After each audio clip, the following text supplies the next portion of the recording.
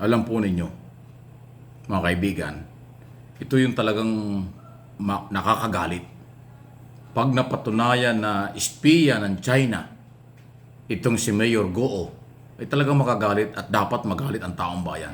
Kasi nag-mayor pa ng Banban Tarlac, nagnegosyo rito, hindi rin niya may paliwanag, tapos kung espiya talaga. Ano kayang impormasyon ang naibigay nito sa China? Alam naman natin ang China ay siya nanghihimasok dito sa ating bansa.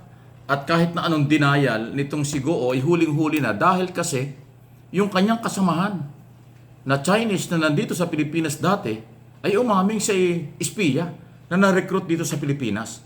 At meron pang panawagan yung Chinese na sana daw ay si Alice Goo ay magsabi ng totoo at umiwas sa pagiging espiya. Ito yung question and answer sa kanyang pagdideny at may halong galit pa nga. Hindi ko maintindihan ba't siya nagagalit.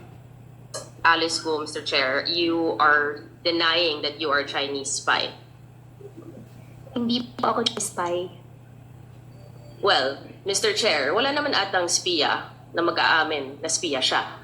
No. So, it really begs the question. But anyway, alam nyo ba, Ms. Go, na itong si She Zhejiang na umamin na Chinese spy siya, na sinabi naman niya, kilala ka niya, ay inamin niya na dito siya na-recruit sa Pilipinas. Ayan, oh.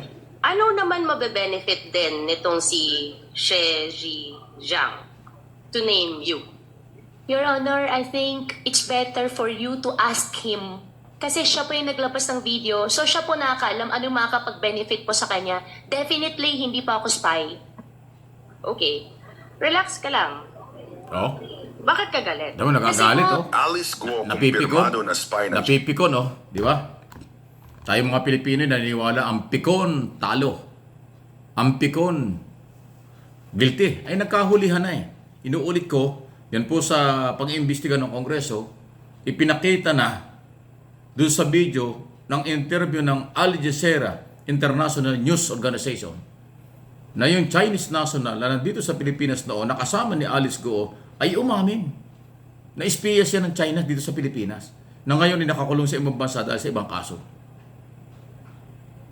At nanawagan pa na maging maingat daw si Alice Goo at umamin na huwag paggamit sa China bilang espiya. Pero denial siya ng denial. Diba? So ito yung nakakagalit dahil matapos silang magsamantala.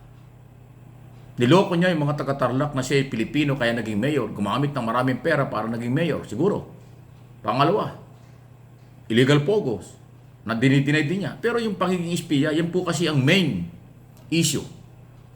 Dahil kung talagang merong Chinese national, katulad ni Alice Goo at nung iba pa, na nag-espiya ng ilang taon sa Pilipinas, ginamit ng China, wala na tayong privacy. Ilang taon na sila rito. So lahat ng klaseng internal, external security natin, intelligence community, na-penetrate na nila. Kaya pala ganyang kalakas ang loob ang China na manghimasok sa atin. Alam na alam nila yung ating kakayanan. Excuse me po. Dahil dyan, kailangan panagutin. Hindi ho sapat yung sila'y kasuhan lang dahil sa pogo, dahil sa illegal na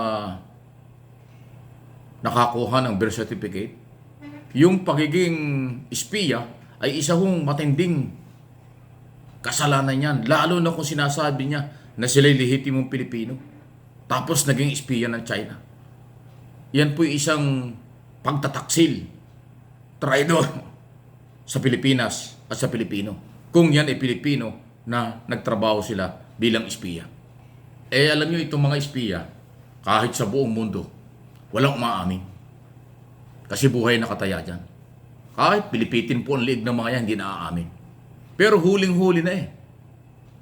May nagpapatunay na kanyang kasamahan na espiya si Alice Goo. Tapos nang tinatanong, napipikon. Bakit siya nagagalit?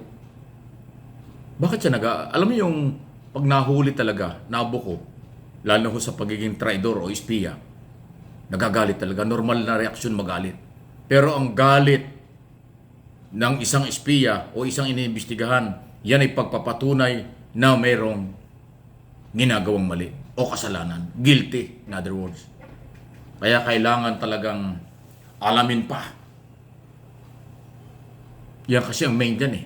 Dito sa Pogo, pagbenta ng mga property, or kung ano mang illegal na activities nila, ibang issue yan.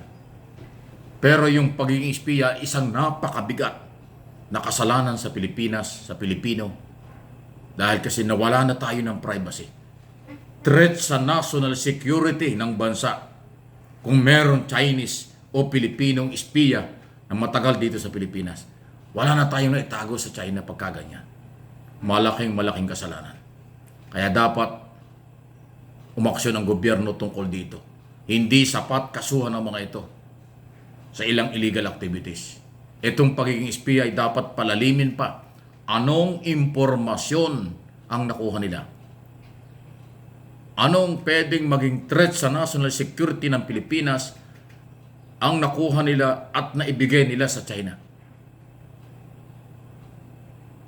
Security, business at kakayanan ng bansa. Lahat ng sekreto ng Pilipinas, malamang nakuha na nitong mga ito. Hindi talaga aamin yung mga yan. Ang pagiging espiya ay isang malaking trabaho ng pumapasok dyan. Nakataya dyan buhay.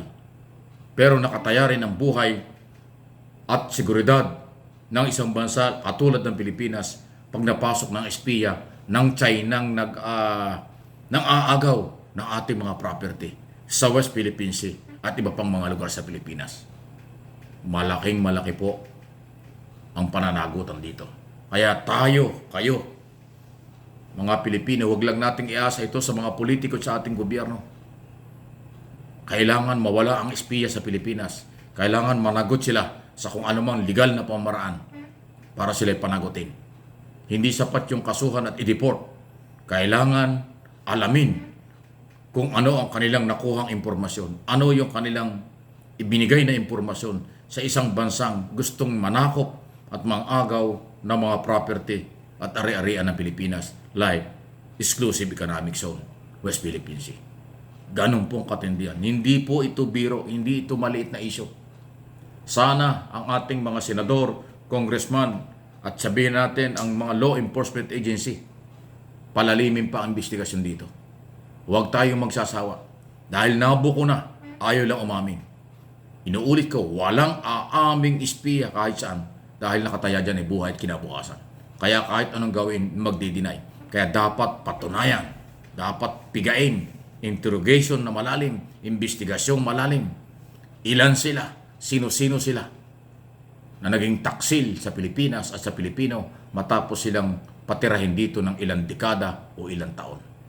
Please like ng ating mga video. Subscribe and follow doon sa hindi pa. Dito sa MA Pinoy TV at doon sa isang channel ko, Mike Abe Opinions.